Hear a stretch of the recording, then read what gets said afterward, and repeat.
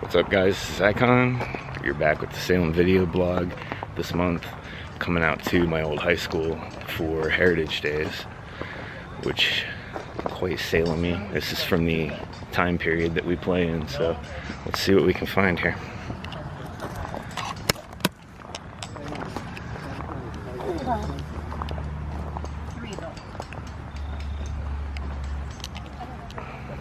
Yourself to a list of events, a free postcard, and taste and state students. I always thought that Sam and Jerry were first cousins. They could be, could say I'm not related. Oh, okay. My mother and Jerry.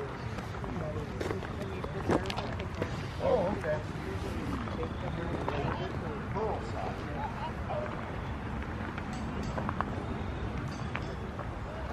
Good morning. Yeah. I'm the potter. Almost every community would have had a potter, close within at least a range of a community, maybe. Because without the potter, you weren't storing, different products, apple butters, whiskeys, things of that nature. Right. Even flower pots, decorative. It's pretty rare to come across a flower pot with a 3-motif decoration. There's a double squiggle line here on this, right in this area, and then you have the roping, and then the pie edge. And it's real rare to see redware decorated at all. This is one of 3 pieces that I own. These are dug out of outhouses. Oh wow. The artifacts you see here. I only have this one. This one, you can see the double squiggle line again here. As far as the redware decoration, it's a little tough, but you can see that double squiggle and right there. And then I have a plate, which is a sgraffito, kind of in this idea, a relief, designed onto the plate, and that's done in what they call 4 seasons. It'd be divided into 4 sections on the plate, and then designed or decorated, with this yellowing, because it really showed off, on the top of the red. But there's the only 3 decorated redware pieces that I've ever come across. It just shows you how they were not in the business of decorating their work. They were making stuff for utilitarian purpose, to get it out the door. So there's just some of the story of old. Now what I do is, this is a contemporary jar. This is my work, and the glaze is my development. That's a copper glaze. I was trying to get similar to a bronze, the patina look, and I'm pretty close. This just needed a little more temperature to it. Again, depending on where you are in the kiln, you can get different ranges, top or bottom, as far as, and even back and front, you get different changes in temperature. But I do old school firing. I do wood fire, which is virtually where most of this is going to be fired at. Some of this stuff here, maybe a little later years, this might have been coal fired as opposed to wood fired. But it's a lost art to do wood fire, and not an easy thing to do. It's on average a 20-hour stint, standing in front of a seething, chamber that you're stoking into to put the flame into, the wares chamber. And you're standing in front of that, the hottest part of it, which is where you're stoking, the firebox.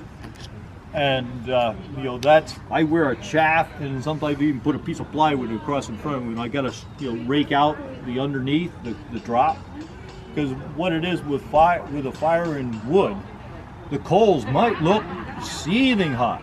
It's the flame that's hot. So I got to get rid of those hot coals as hard as they are, because I got to create flame. When you're doing a wood fire, it's called long flame. The flame actually starts at the firebox, runs through whatever the gauntlet is as far as the pieces in the chamber, then down, and I'm creating a downdraft, so it's got to go down yet to get out, the chimney way.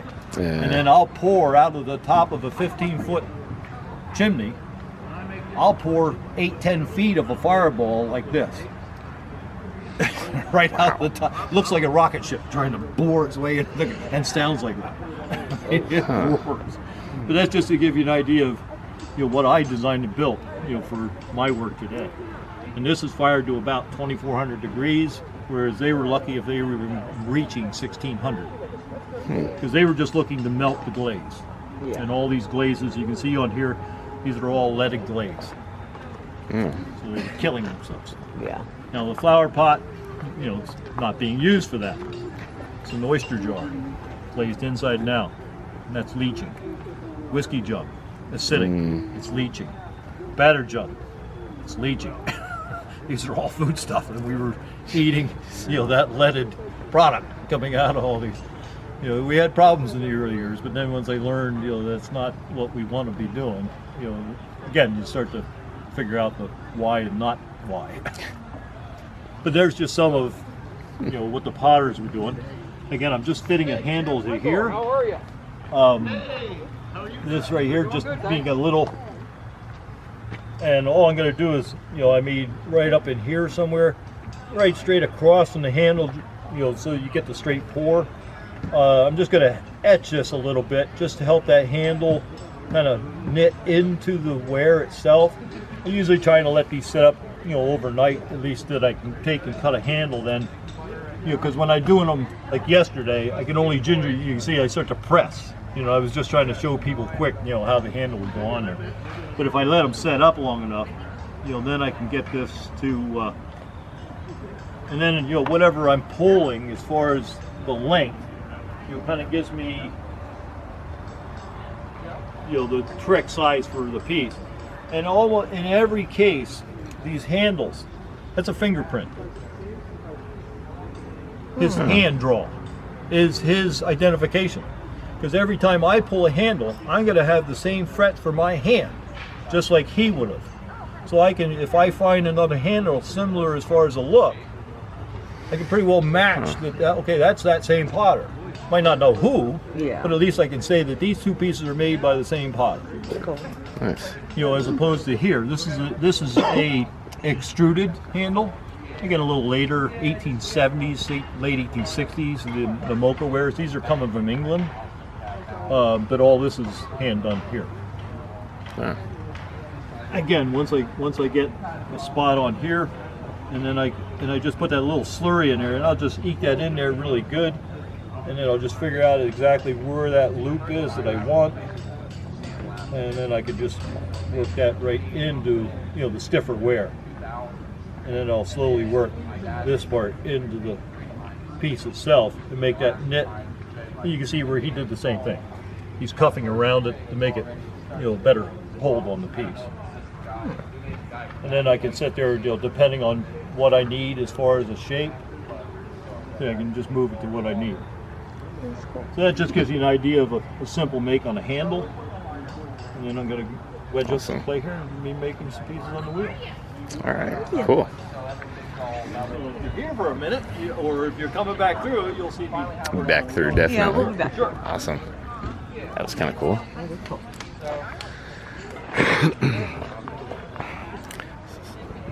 Laundry.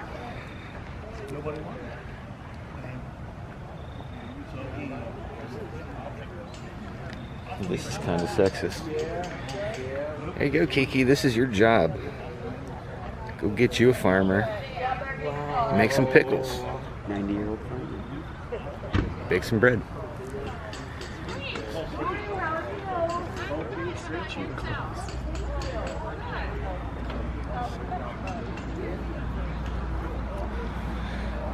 Rules for teachers. Teachers each day will fill lamps, trim the wicks, and clean chimneys. Wow. Each morning, teacher will bring a bucket of water and a scuttle of coal for the day's session. Make your pens carefully. You may whittle nibs to the individual taste of the pupils. Holy crap. Men teachers may take one evening each week for courting purposes or 2 evenings a week if they attend church regularly. You can date twice a week if you're going to church regularly. Holy cow, I didn't realize. This quilt has the names of all the students she had on there embroidered in. I know some of these people. Yeah. There's Scott Harrison. Some of these names are really familiar. Thank you. I can see if any of our kids use it. doubt it.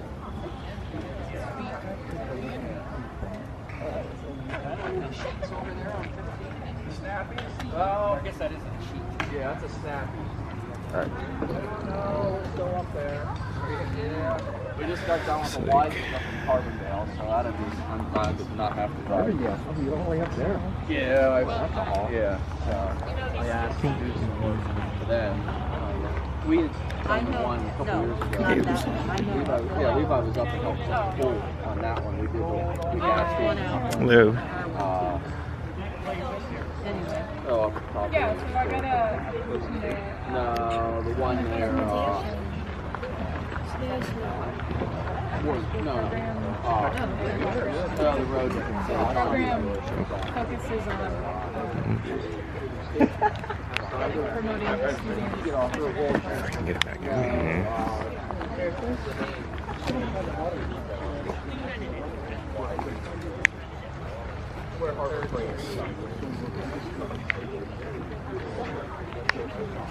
Get some of it out of here.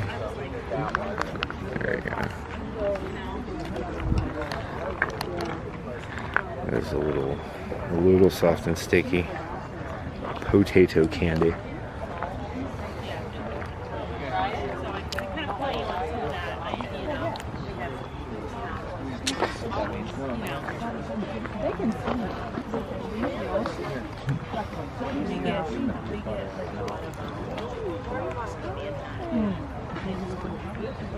You don't want to try it? I like cabbage and stuff. Yeah, right. You don't like it?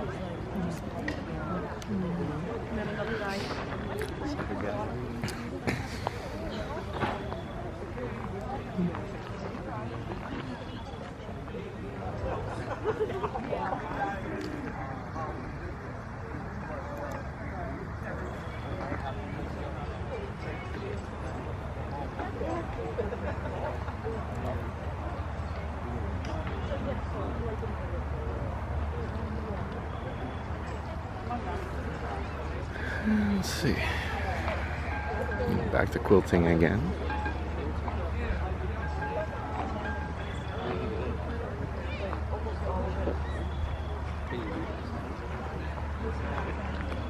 Ooh, got ice cream.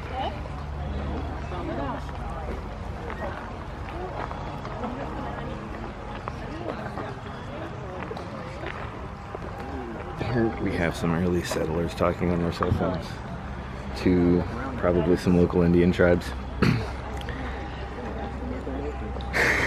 Converging raid. We're doing some DoorDash in the olden days. DoorDash in yeast so we can make credit. Horseradish. Can I meet you here? Morning. Next time I'm gonna say morning. It's not. How are y'all today? Good. Not too bad. I'm getting tall now. Yeah, I know. I haven't seen you in a while. Would you like to try some? Got some samples. I'm not the biggest fan of horseradish. That's alright. Get it?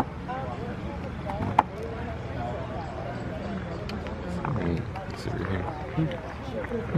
I think more quilting. More quilting. We got a lot of quilting today. Lots of quilts. Not too bad.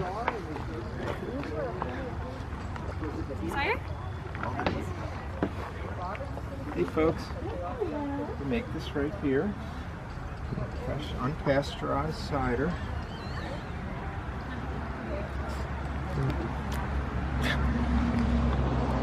So this is a cider press from around 1900. And that's what we just used to make this. Yeah. Want to grind just a few? Yeah, we could grind a few. I mean, the older ones back in the day were somewhat similar to this. And the kids were the ones, their jobs was to come out and pick the apples and then come in and grind them to make cider. And then once it's Once it gets cut in here and then it gets mashed through, ends up in here, and then we'll slide it up front here to mash it down to get all the juices out. And then once that happens, you see some in the barrel back there that we've already done. That ends up then going to maybe pigs, cows, horses. So it's a form of food for them. And we did that so, or they did that, nothing went to waste. Back in, you know, so we didn't have, you know, stuff that you just throw in the garbage can and then it goes to a landfill. They didn't have that because they didn't throw anything away. So the kids, this was their job. So they didn't have to go to the gym to get exercise.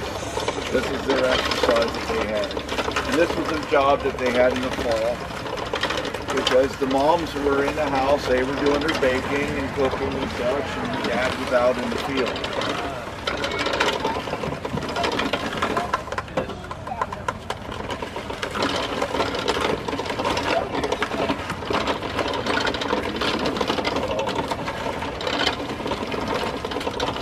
Not that way. Not that way, but they No. did. They did. Somebody come on back here. So in the front here, on top is the knives. So the apple will go in. You see that it cuts it in pieces. And then you can see it's all crushed up down there. And on the inside, we'll show you what the inside. Oh, she must have put this one in. Oh yeah, same thing. Vanilla or not.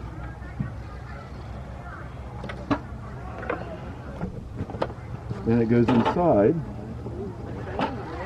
And then you can see that it actually goes in between and crushes. It's the same technique, no matter what size. And then what it does is once we have this full, then we'll fold that all together, move it to the front, and then we'll use this to crush all the juices out. And then, hence, your cider. They're not hungry now. Come back. Okay. So like I said earlier, all this stuff in here, so we have it on the side here, and then they fed that to their animals. What do you have in there? So nothing went to What are you waste. making? The animals loved that stuff. It was sweet. We drank the cider and they had the apple. Something. So, Here. you know, Here, I'm gonna give you guys this. What animal do you think would like? Put that, put one in, and so you want to put one in too? yeah. You gotta put some. Pretty neat stuff.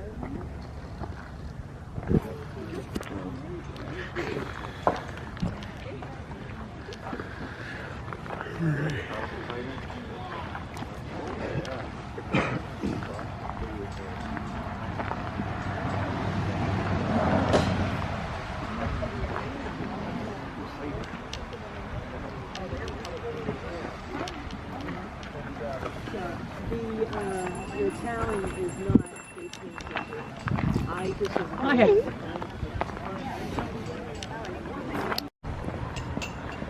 Some brick making.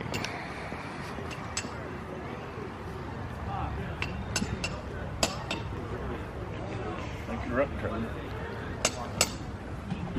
This is a demonstration how they would have made the bricks from like 1800 to 1900. Soft clay brick. Individual mold. This is just yellow clay. In this area, if you dig down anywhere from a foot to 3 foot, you'd find it. And when they would have, this is how they would have done it from 1800 to 1900. It'd all be on site. You dig up the clay at the place and do it all there, so you wouldn't have to move it around. A brick maker would make about 20,000 bricks before they send them out in the field to air dry. They'd come out of the molds like this, and this is what they'd go into the field like. They're hard, but they couldn't withstand any weather. They'd sit out in the field for about a month, with the straw on top to protect it from any real hard rain or sun. And you'd have to pick the right weather, because if you had a storm come through, you could easily lose all that months of work.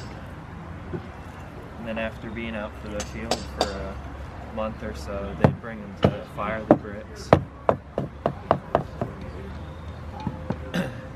They'd arc them up in a kiln shape, and the bricks would be the fire itself, and be a wood fire only. You get up to about 1800 degrees by the end of the week, and then they cage them in and let the bricks hold the heat, and that'd make them cure it. You can see all throughout the church there's different colors of bricks. The lighter ones would have been farther away from the heat, and the darker ones would have been closer. And they would have tried picking the softer ones to be on the third layer or so, and the harder ones out top, because the harder ones is the stronger ones. The other ones falling apart on here. The lighter ones, all the darker ones are standing the weather. Awesome. Any questions? How long does it take to make a brick like that? There's a lot of time involved. Oh yeah, a lot of handwork, a lot of time. Yes, I'll say. It's said today that the first person that actually touches a brick anymore is a bricklayer. It's so automated in the factories and stuff, you know. Right. It gets shoved out, put on a truck, set off at the site. Bricklayer, he cuts the bands and starts laying the bricks. And they're probably not any better than the bricks they had years ago, huh? Well, it's a different They're more material. consistent, maybe, yeah. Different material. This is soft clay. Nowadays you have the ground up shale, which is a lot harder.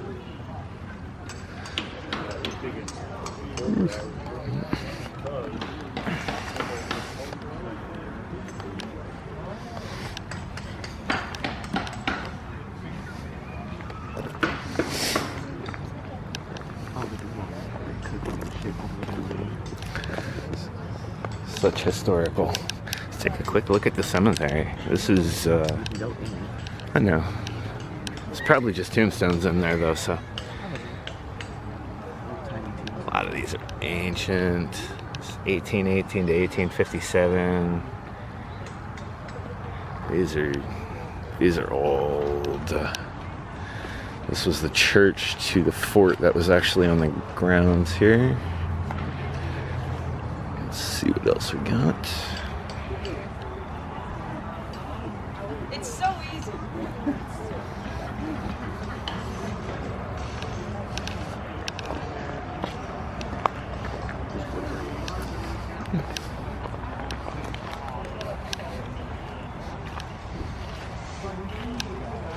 Hole 1,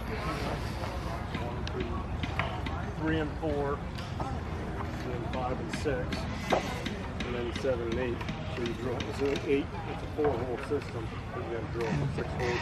Then you chisel them out. Chisel. I haven't been using the draw knife. I did a few of them. You draw the ends down so the water don't run on top of them. Right. How we doing? Good, how you doing? Okay.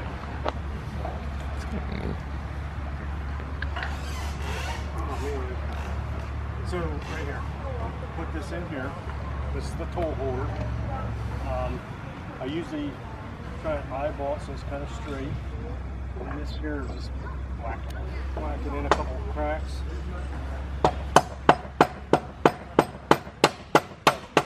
And it just, this kind of helps hold.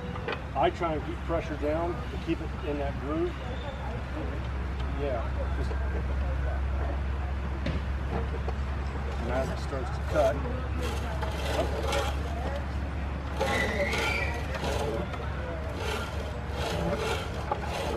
where were we working yesterday? Oh, okay.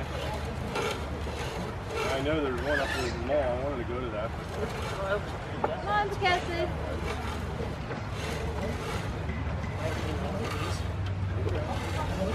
Now you say cheap M1s, what were they? That's what they were.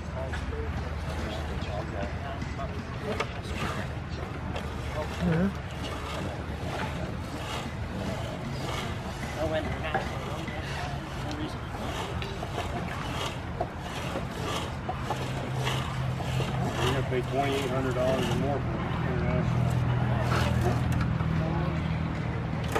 Broke through already. So now when you break through, bring it back out. Bring your knife. Look on this side real quick. Take your knife and just try and clean that hole up so it looks a little thick, because it makes it easier. There you go. There you go, perfect. Any questions? No.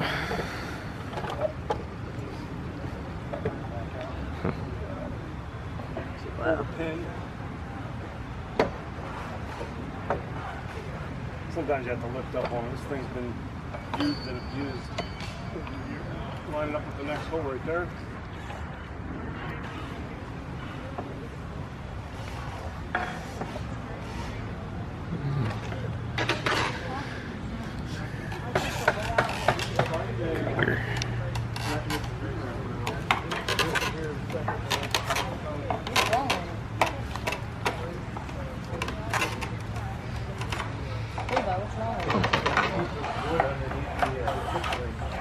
So it just keeps grabbing on.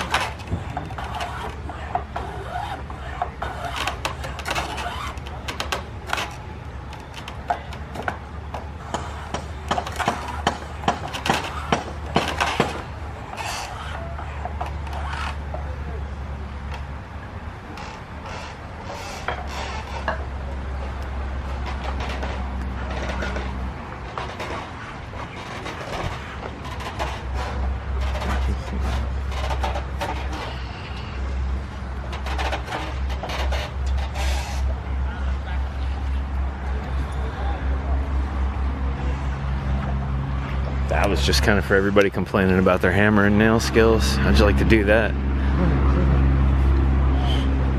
Here, I can get it for you. I can get it for you, Dad. You got it. I didn't. Oh, hey, there's that checkerboard Mark put up. Scraps material from bean bags. Bean bags, the idea of the bean bag is actually hundreds of years old. 300 plus years old. Right? What's this?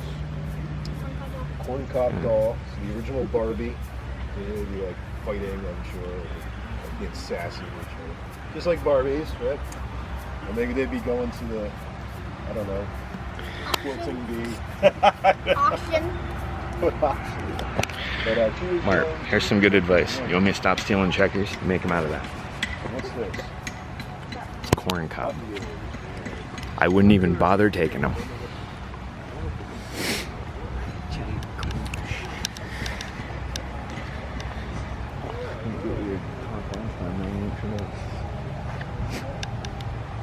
Oh, first aid tent. Ye old first aid. So what else do we got?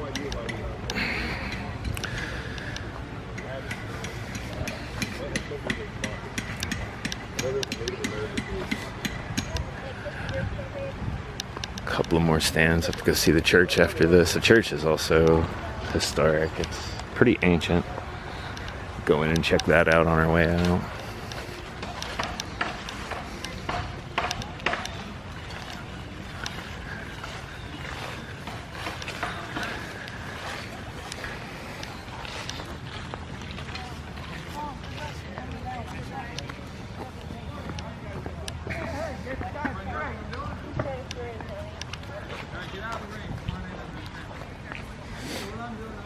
Yeah, you got the right direction now.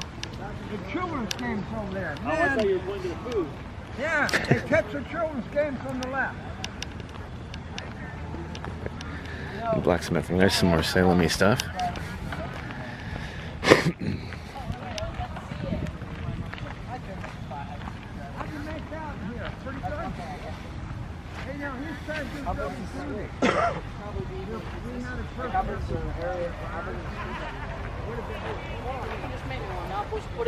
food. I just made this like 30 seconds ago.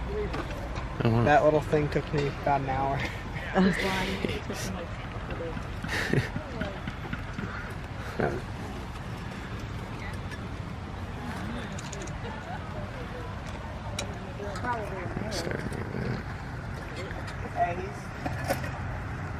blacksmith. Pardon? Ooh, I almost took the sign out.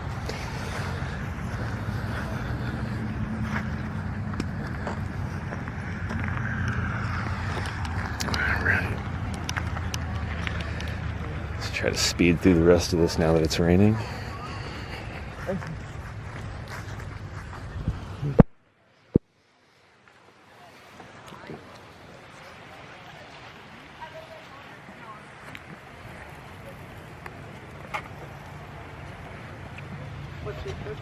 I am going to make potatoes and fried potatoes and onions.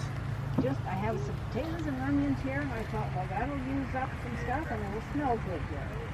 And if anybody wants to eat them, they can.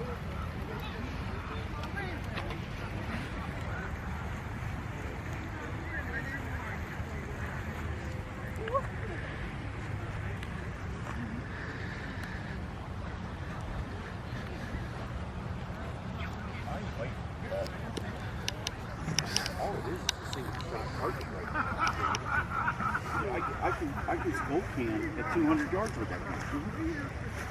Yeah, there's no power. No. It's just the fact they use box cutter. Yeah, my PC Hawkman, I would much rather hunt with that. Oh yeah. These things here, this is all I hunt with. Yeah. Except for the bow. The only time I use a modern gun aim is like the first 2 days. Right.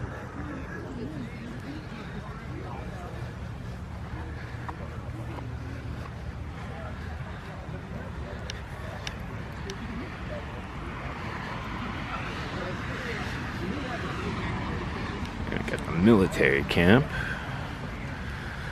This would be where Goodman and Rowlett and all these guys hang out. Up here we have the Indian camp. It'd be where, well, there's nobody there anymore.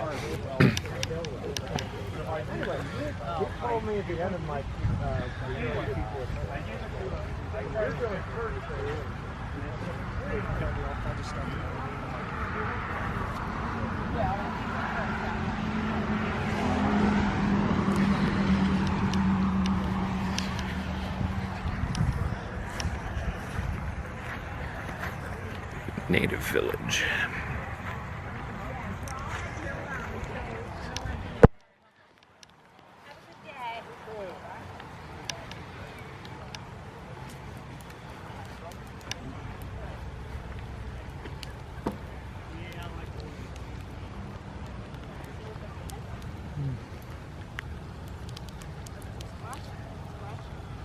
Yeah, we're just drying the squash, and then I have a chestnut soup in the bowl with the ends of the squash tossed in. Seasoned it with spice bush, and then we roasted the seeds earlier, and I'm trying to keep it all dry.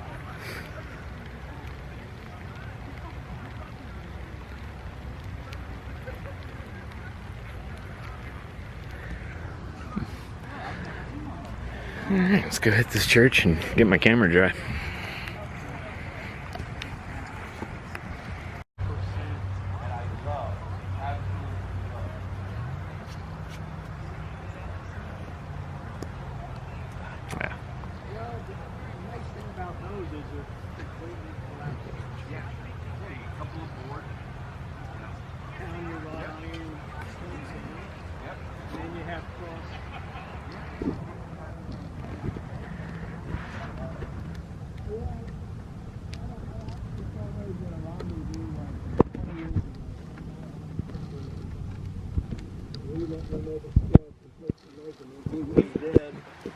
I just went home and hooked up with a blacksmith and had a blacksmith turn the blades for me and make them.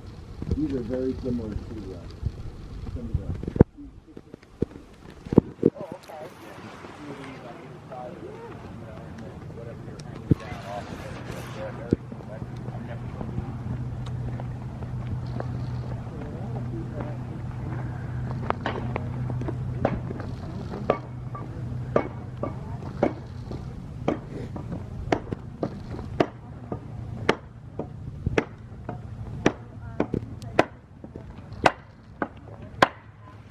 Morning.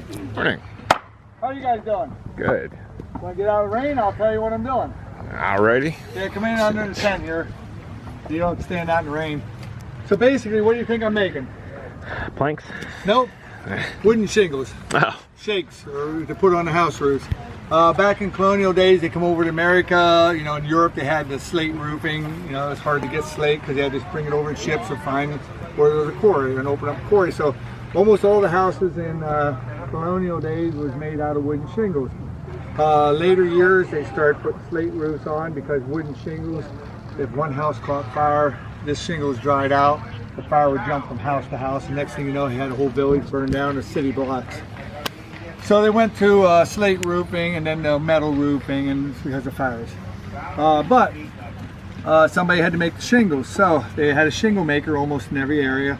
If a farmer or a person wanted to build a house, they go to the shingle maker and say, I need 8,000 shingles to do a barn roof. The farmer couldn't make 8,000 shingles, but the shingle maker did it every day. He'd have apprentices, he'd have helpers, you know, people that worked for him, and that's all they do is make wooden shingles. And that's how you shingle the barn and that.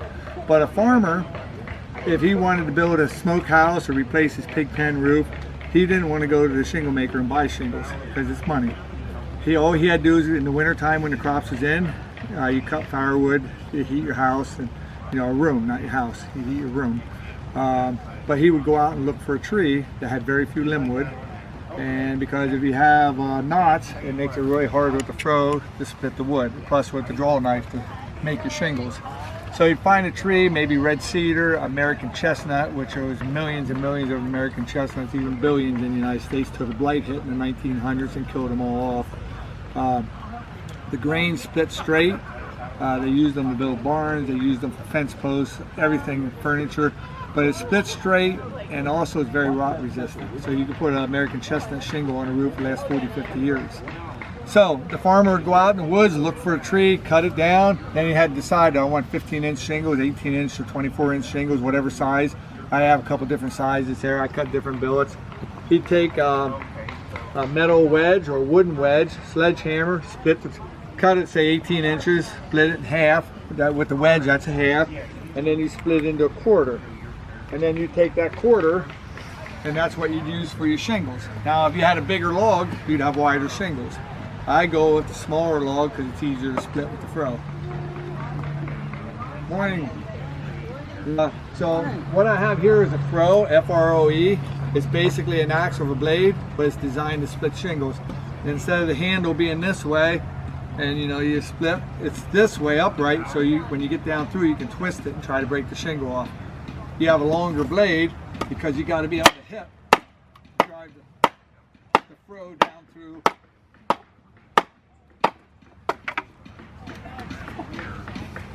And that's what the shingle maker do all day. And there's tricks to the trade. So there, you have a shingle. Now this shingle, it's see the rough, you know how it's raised in that, and you put that on a roof, it isn't going to work because the next shingle isn't going to lay flat. You know, it's going to be up like this. You can't have that. You got to have them where they lay flat. So you have a shingle horse and a draw knife, and what you want to do is you want to shave this off. And if you have a big gully or something, that'll be your bottom side, but you want the bottom of your shingle to be thick and the top to be thin. So looking at this, which would be my bottom if it has to be thicker? This one.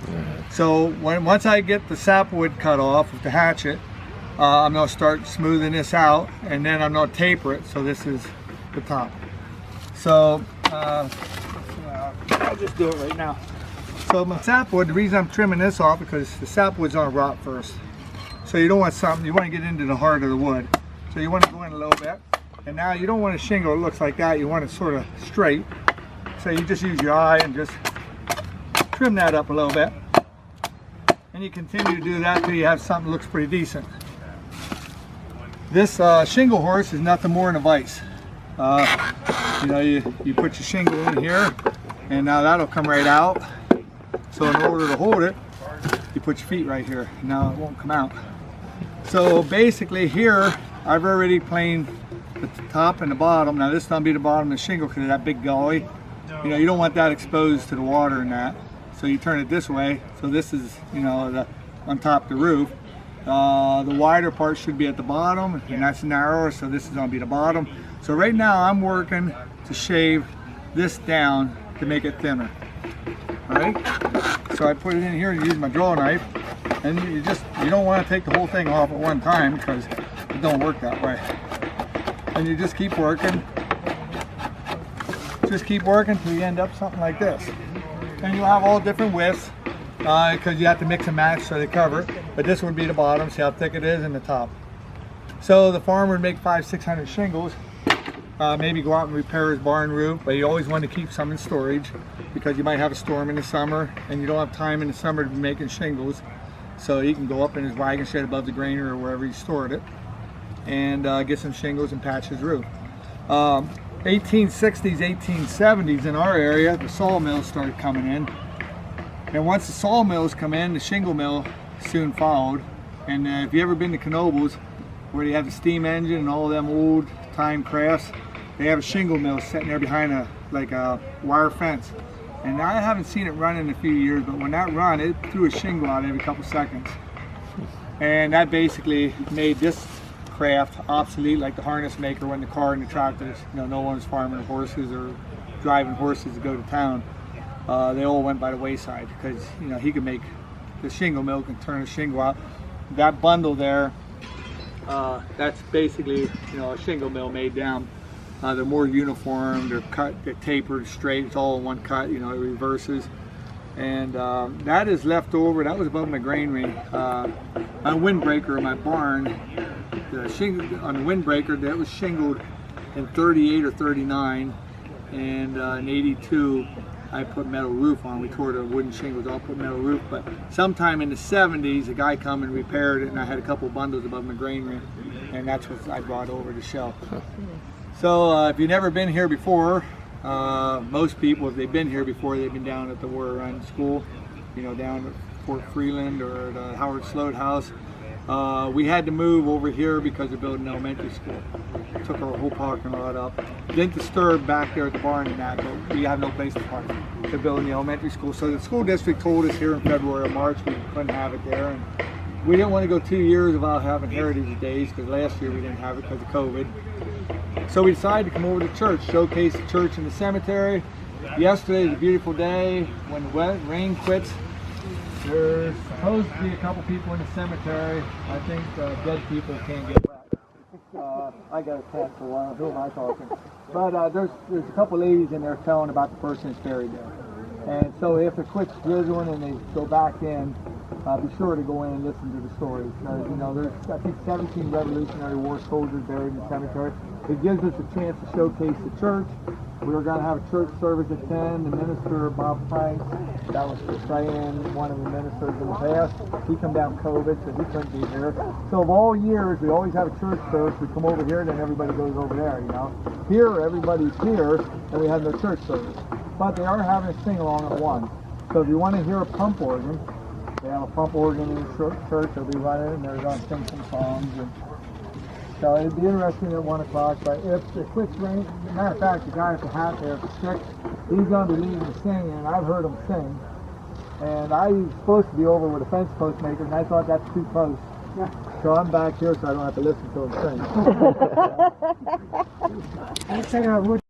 Alright, last up, let's check out the church.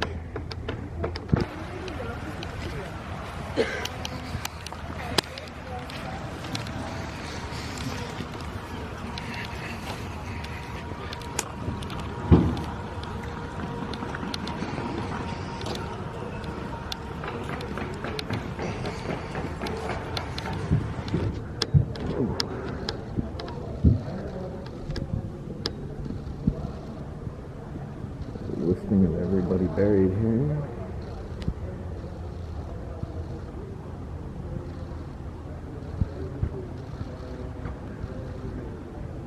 I don't know any of those names. Alright, let's go check this out.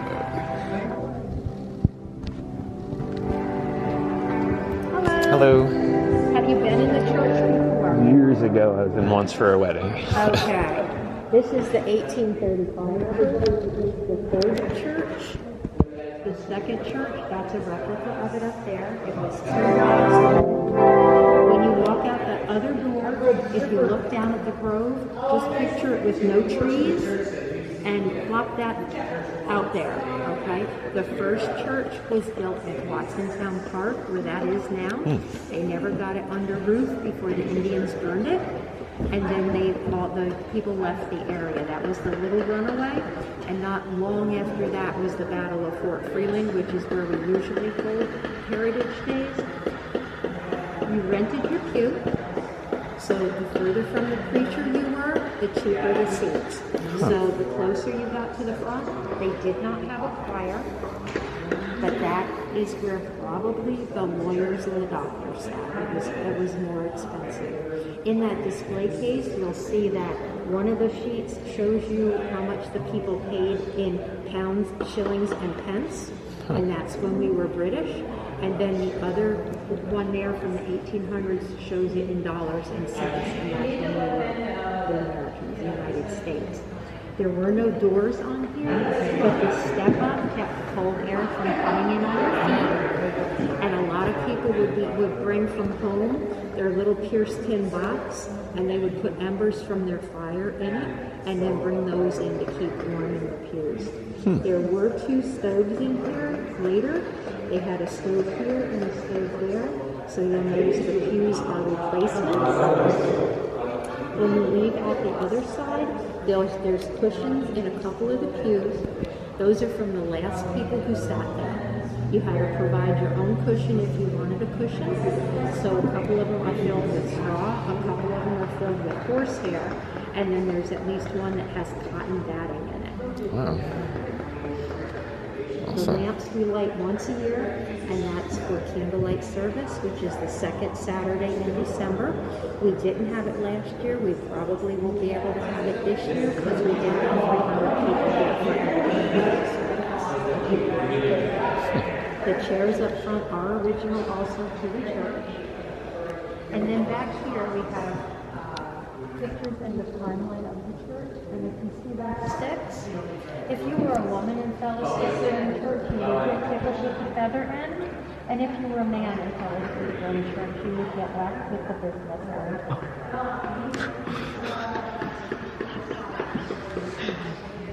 Jeez. Thank you.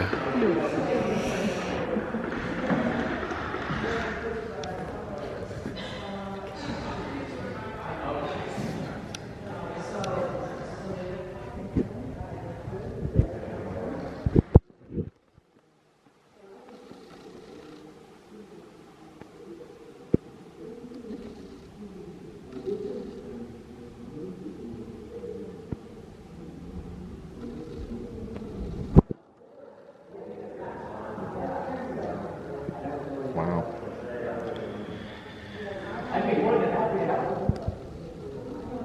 Old seating arrangement chart.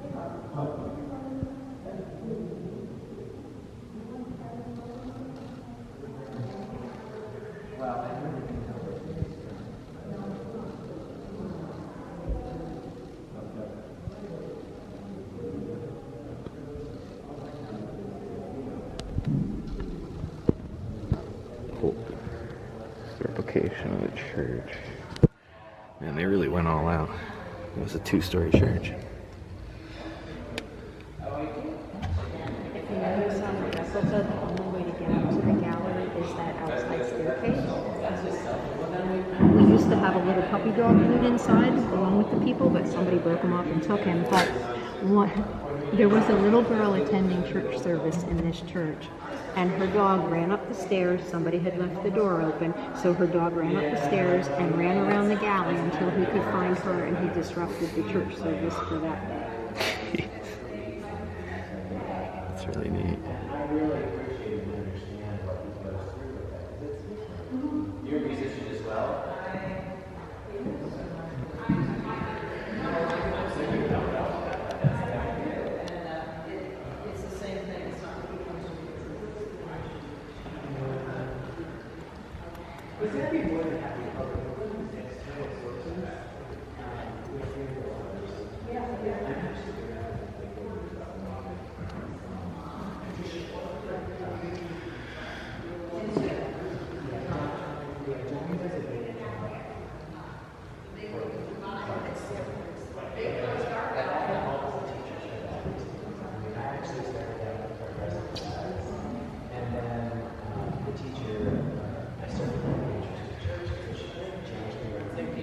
wasn't so good.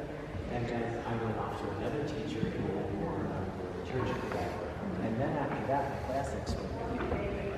So then I ended up going to a teacher who was but I needed that background. How old those are.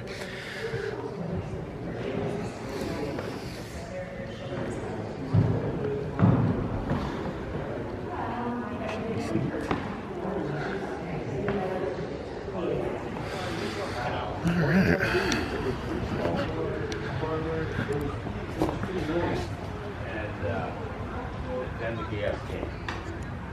So then there was I think that's about everything.